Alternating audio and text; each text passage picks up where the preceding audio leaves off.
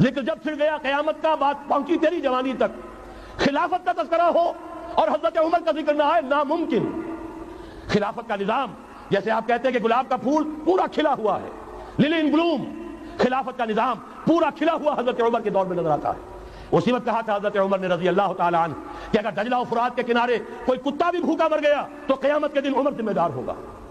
اور جانور تک کا معاملہ ہے، مجوسی کو دیکھ لیا تھا، بوڑھے کو، ایک کہ جو بھیک مانگ رہا تھا، وہاں کے عامل اور گورنر سے ایکسپلینیشن کال کی، یہ بھیک کیوں مانگ رہا ہے؟ جب یہ جوان تھا، کام کر سکتا تھا، تم اس سے جزیہ لے رہے تھے، اب یہ بوڑھا ہو گیا ہے، کما نہیں سکتا، تم نے اسے بھکاری بنا دیا ہے، اس کا وظیفہ مقرر کرو۔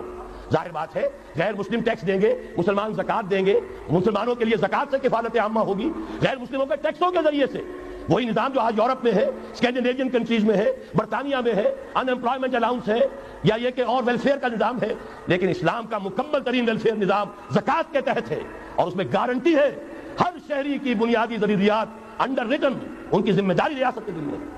حضرت عمر ہی کا زمانہ تھا کہ لوگ اپنی زکات لے کر پھرتے تھے، لینے والا کوئی نہیں ہوتا تھا۔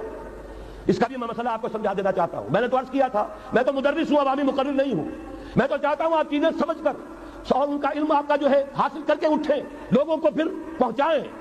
یہ کیسے ہو گیا جبکہ زکات جو ہے وہ تو اسلامی ریاست میں نظام خلافت میں حکومت لیتی ہے، پھر کیسے ہو گیا کہ لوگ اپنی زکات لے کر پھر رہے، لینے والا کوئی نہیں؟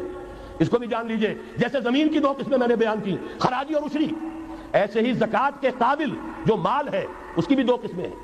اموال باطنہ، گھروں میں رکھی ہوئی کوئی نقدی ہے، کوئی زیور ہے، کوئی اور ایسی چیزیں ہیں، یہ اموال باطنہ کہلاتی ہیں۔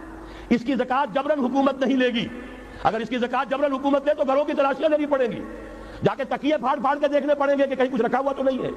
یہ معاملہ مسلمانوں کی ان کی اپنی نیت پر، ایمان پر، اللہ کے ساتھ ان کے خلوص و اخلاص پر چھوڑ دیا۔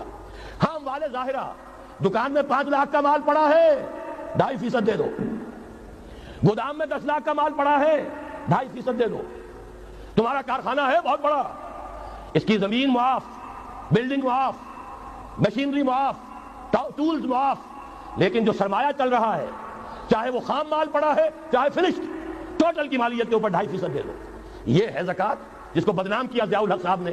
صرف سود جو ہے، سود والا جو صرف بینکوں کے اندر ڈپازٹ ہے، اس سے 2.5% لے کر اسے زکات قرار دے دیا، حالانکہ وہ تو کچھ زکات نہ ہوئی، سود کا کمیشن ہوا، اس کے سوا کچھ بھی نہیں۔ زکات تو یہ ہے کہ ہر دکاندار، اور مجھے یقین ہے مسلمان دے گا، آپ اسے انکم ٹیکس جیسے لعنتی ٹیکس سے نجات دیجئے، جس نے اسے جھوٹ بولنے پر مجبور کیا ہوا ہے۔ یہ لعنتی ٹیکس ہے در حقیقت کہ جس نے ہر شخص کو جھوٹا بننے پر مجبور کر دیا ہے۔ ان کو ختم کریں۔ زکات تو مسلمان اپنے ایمان کے تقاضے پر دے گا، اور وہ دے گا اور خوشی سے دے گا۔ یہ آدھا یہ پورا نظام جو ہے اس کو اختیار کیا جائے زکات کے، تو پوری ویلفیئر سٹیٹ، دنیا کے بلند ترین معیارات کی ویلفیئر سٹیٹ قائم ہو جائے، جو حضرت عمر نے کہا تھا کہ کوئی کتا بھی بھوکا پیاسا نہ رہے۔